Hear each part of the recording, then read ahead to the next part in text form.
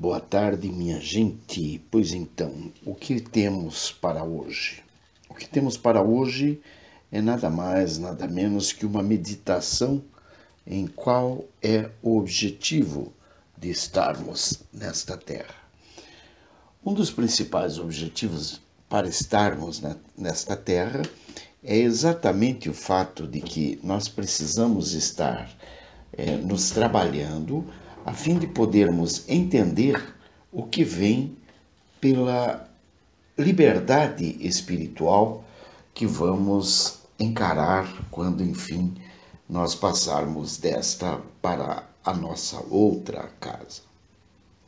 Veja bem, quando vivemos aqui, estamos presos ao corpo físico e, portanto, o nosso espírito ele tem a dificuldade, por exemplo, na locomoção, uma vez que você está limitado ao teu corpo físico, portanto, você não passa de um espaço para outro, cruzando paredes, como você possivelmente o faria caso vivesse o corpo apenas espiritual. Muito bem. Com base nisso, nós percebemos então que esta vida nesta terra seria assim uma grande faculdade. Bom, é elementar que quando estamos passando de uma fase para outra, neste caso no campo material, nós precisamos sim daquilo que costumamos chamar pais, parentes, tios, tias, irmãos, irmãs, que são justamente aqueles que normalmente vão nos dar a condição de poder continuar a nossa jornada. A nossa jornada ela tem que ser cuidadosa, com o objetivo de que não nos esqueçamos de onde viemos, por que viemos e para onde vamos. Muito bem. Como não esquecer isso tudo? Primeiro lembrando quem é Deus, ou seja, não podemos de forma alguma nos afastar de Deus. Nós temos que sim ter a Ele, ao Senhor, como nosso guia, o grande e poderoso Eu Sou, aquele que vai dizer para nós como nós podemos nos comportar através de normas e, digamos, mandamentos que são praticamente eternos, né? Como não matarás, não furtarás. Amarás o Senhor teu Deus acima de todas as coisas, amarás o teu próximo como a ti mesmo. E dentro destes dois primeiros, né, amar a Deus sobre todas as coisas e ao próximo como a nós mesmos, estão, digamos, completados todos os demais mandamentos, porque a partir do momento que nós aprendemos a respeitar esses mandamentos, estamos, portanto, mais preparados para cumprir os demais mandamentos. Bom, nós vemos então que o princípio básico de tudo é que não nos esqueçamos de quem somos, nossas origens, da onde viemos e, finalmente, para onde vamos. Quando nós começamos a nos esquecer das nossas origens, naturalmente nós começamos a nos sentir órfãos. Não adianta ter um mundo inteiro à nossa volta se nós não temos aquele no qual nós poderíamos vir a nos apoiar, vir a nos abraçar, a nos amparar, a pedir a Deus, a pedir a Ele que nos cuide, que nos proteja, que nos guarde, que nos liberte, que nos restaure, porque estamos sim olhando para Ele, estamos sim sabendo quem Ele é. Devemos lembrar da passagem de Estevão, lá no livro de Atos, capítulo 7, quando ele estava sendo apedrejado, né? E casualmente aqueles que o apedrejavam tinham por testemunha uma figura de um jovem que se chamava Saulo. Observem que esse Saulo, ele será reconhecido depois, chamado por Deus e trazido por Deus ao nosso meio, né? Mas o que interessa aqui especificamente é o caso de Estevão, que Estevão, enquanto sendo apedrejado, ele invocou ao Senhor e disse: Senhor Jesus, recebe o meu espírito. E ajoelhando-se, clamou em alta voz: Senhor, não lhes imputes este pecado. Com estas palavras, adormeceu. Ou seja, ele estava ciente de quem era o Deus de Abraão, de Isaque e de Jacó. Isto quer dizer que ele não sentia as pedradas? Não, ele sentia. Aquilo estava sendo doloroso para ele? Sim, estava sendo doloroso para ele. Porém, ele tinha algo maior em quem acreditar, algo maior no que se basear para, enfim, dizer, não importa o que aconteça com a minha carne, o que importa é que meu espírito esteja pronto e preparado para essa caminhada que agora se inicia. Ou seja, nós estamos nos preparando para a outra caminhada. E é muito importante que nós estejamos em harmonia espírito-matéria. Essa harmonia não quer dizer que nós tenhamos que simplesmente viver em função da matéria. Por exemplo, se não tem o pão, demos glórias a Deus, louvemos ao Senhor. Porque não temos o pão? Não, porque nós sabemos que nem só de pão viverá o homem, mas também de toda a boa palavra que provém da boca do Senhor. Ou seja, desse jeito nós vamos encontrar o amparo que nós precisamos para poder dar continuidade à nossa jornada no rumo que ela efetivamente tem que ter.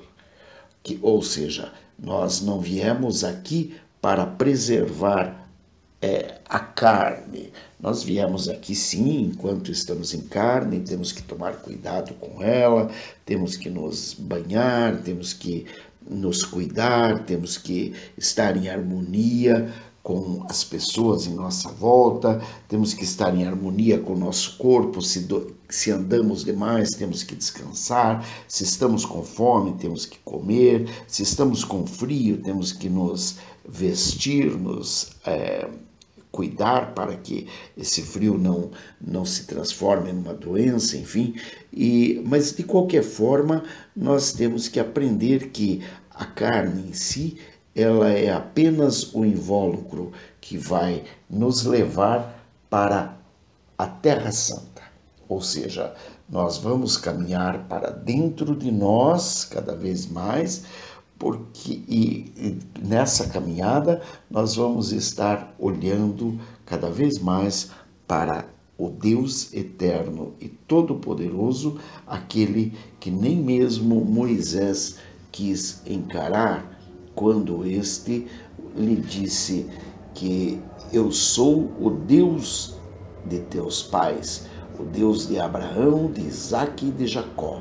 Moisés, tremendo de medo, não ousava contemplar a imagem do Senhor, apenas ouvia a voz do Senhor, porque aquela visão deixou a ele totalmente maravilhado.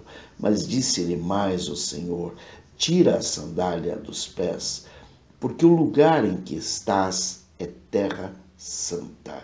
Ou seja, devemos nos despir, devemos tirar aquilo que, enfim, pode nos atrapalhar, para que nós possamos caminhar cada vez mais para dentro de nós, na busca daquele conhecimento que vai nos mostrar quem é Deus efetivamente e o que Ele quer de nós. Bom, nós podemos imaginar que Deus não quer que nós vivamos entristecidos, mas pode observar que a cada momento que você nega a Deus ou que você comete alguma irregularidade para com tua vida ou que você permite aquela coisa de que tudo é relativo, né? Isso não pode, mas veja, quem está fazendo é uma pessoa muito querida, então pode e tal. Então, quando nós percebemos que nós estamos entrando no relativismo, nós vamos começar a permitir coisas que normalmente não poderiam ser permitidas, uma vez que nosso espírito necessita da verdade e necessita de todos aqueles cuidados que a verdade pode transmitir-nos, de forma que, quando estamos, então, harmonicamente obedientes àquilo a que viemos fazer nesta terra, então o Senhor tira de dentro de nós toda aquela sombra, tudo aquilo que faz sombra ao seu santo e sagrado nome, ou seja, tudo aquilo que faz sombra à nossa caminhada, ao nosso crescimento espiritual. E quando isso acontece, nós estamos livres daquelas, aspas, doenças, que são as chamadas doenças espirituais. Por exemplo, a depressão, a angústia, a ansiedade. Porque todas essas, quando vêm, elas vêm justamente pela nossa orfandade, porque passamos a caminhar como órfãos, renegando ao nosso Pai eterno e todo-poderoso. Veja bem, é muito importante, então, quando observamos que nós temos essas pessoas à nossa volta, porque os nossos pais, nossos tios, nossos irmãos, nossos avós, porque normalmente esses são aqueles que estão encarregados, justamente por suas caminhadas, de transmitir aos mais jovens o que seja a verdadeira palavra do Senhor e o que sejam aquele norte, o que seja aquele norte ético ao qual devemos perseguir. Observem que quando a gente, digamos, de certa forma, não transmite aos nossos filhos, aos nossos netos, aos nossos irmãos, aos nossos amigos, a palavra de Deus, o que acontece? Quando essa pessoa se afasta, nós somos penalizados em 1, 2, 3, 4ª geração. Por quê? Porque, na verdade, nós não transmitimos àqueles o conhecimento que ele necessita para que ele viva em harmonia com tudo aquilo que ele vivia antes de vir a esta terra. Bom, então é natural que daí, à medida que teu filho vai crescendo, como você não o ensinou, ele vai começar a viver os momentos de angústia, de depressão, de ansiedade, ele vai começar a ter aquelas crises, aqueles problemas mais sérios que poderão levá-lo e levar toda a família a viver aquele quadro ruim, aquele quadro feio, né? que é circundado pela falta do conhecimento. Por quê? Porque quando você tem a Deus em teu coração, é claro que você entrega os teus problemas a Ele e Ele próprio, por si mesmo, é quem vai resolver esses problemas.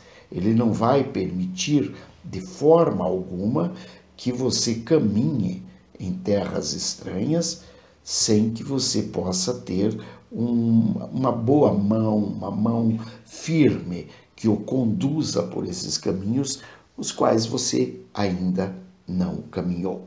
Muito bem, E você sabendo disso, você vê que quando você se entrega efetivamente a Deus, quando você penetra nesse campo descalço, porque sabe que está pisando em terra santa, quando você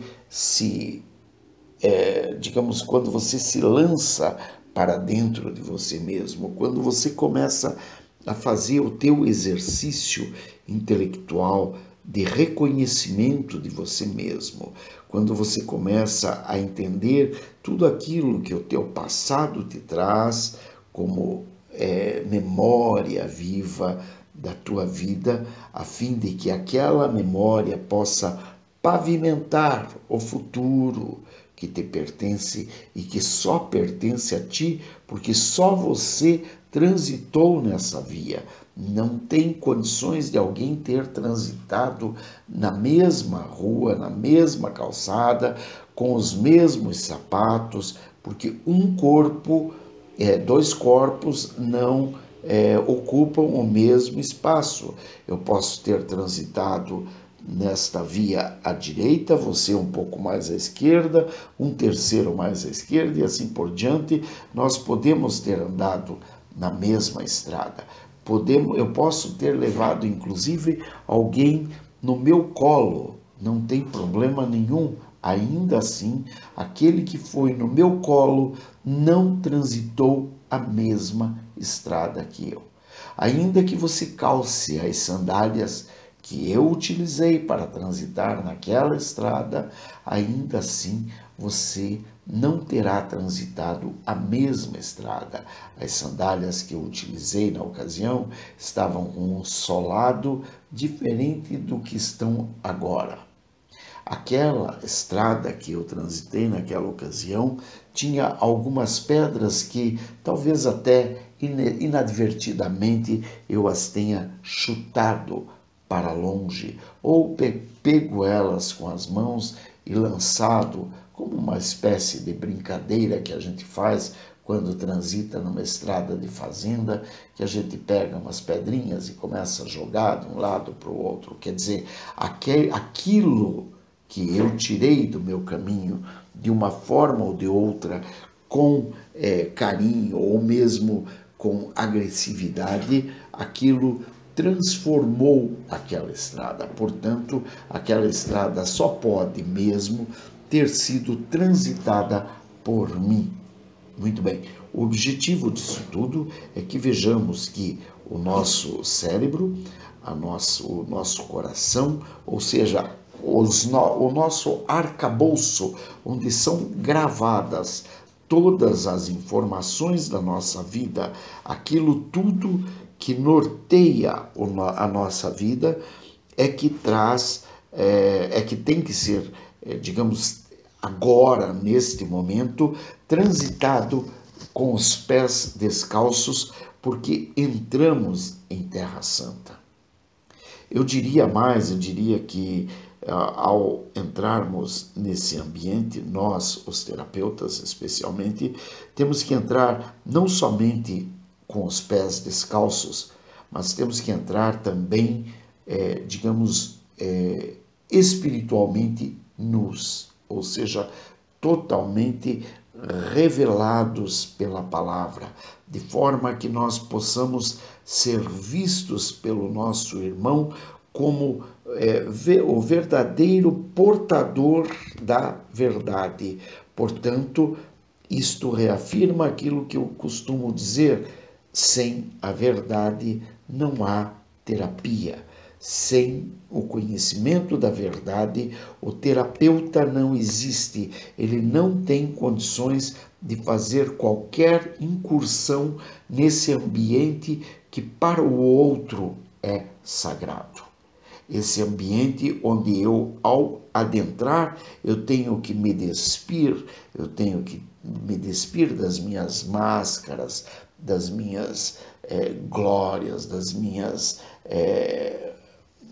dos meus preconceitos, dos meus nojos, dos meus entojos. Eu tenho que estar totalmente despido para poder entrar, e ali sim, somente com a verdade. caminhando naqueles caminhos onde estão os teus ou do outro, os segredos mais intocáveis, porque são segredos únicos, são segredos que normalmente não abrimos muitas vezes nem a nós mesmos. Então, quando eu entro nesse ambiente, eu tenho que tomar muito cuidado, porque ali eu não posso esbarrar em nada. Eu não posso tirar um papel que esteja, papel, claro, aqui eu estou fazendo uma figura de linguagem, um papel que esteja em um determinado lugar, uma lembrança que esteja em outro determinado lugar. Eu não posso simplesmente tirar, eu tenho que apenas, digamos, andar contigo, andar com o outro à medida que ele descreve para mim tudo aquilo que ele está passando. Isto é uma reflexão acerca do nosso trabalho como terapeutas dentro da visão a que eu chamo a visão original da psicanálise. A visão que, na minha opinião, Freud percorreu quando compilou o saber psicanalítico. Não posso jamais ignorar que o saber psicanalítico foi composto por Freud e ele, justamente por ser filho de judeu ortodoxo, né, portanto, um homem que respirava a religião judaica, e além disso ele tinha uma ama de leite que o levava à Igreja Católica, onde ele também começou a dar os primeiros passos naquilo que nós vemos como a filosofia cristã. Portanto, Freud, quando buscou todos os elementos, ele os encontrou justamente aí, justamente nos livros sagrados. Ou seja, ele nos traz aquilo que sabiamente ele, por muitas vezes, sabiamente ele reconheceu e ele conseguiu compilar o saber psicanalítico justamente por esse conhecimento que ele foi adquirindo ao longo da sua jornada, especialmente na infância, né? Porque foram os primeiros ensinamentos que nortearam praticamente toda a sua vida. Em alguns momentos, ele, na minha opinião, ele nos transmite o saber psicanalítico adquirido, mas de uma forma um bocado diferente, um bocado com alguns traços de uma pintura totalmente desconexa, mas não perde de forma alguma a origem. Bem, minha gente, esta meditação eu trouxe com elementos do capítulo 7 do livro de Atos, versículos 58 a 60, e também o capítulo 7 de Atos, os versículos 31 a 34, que justamente nos mostra que, com efeito, o sofrimento do povo de Deus no Egito, ou seja, no esquecimento, o sofrimento do povo de Deus naquele quarto fechado, naquele lugar de angústias, de terrores, de depressões, esse sofrimento foi visto por Deus. E ele ouviu o gemido de cada um e desceu para nos libertar. Que Deus te abençoe, proteja, guarde, liberte e restaure, no nome santo de Jesus. Aleluia! Beijos, bye! Fui.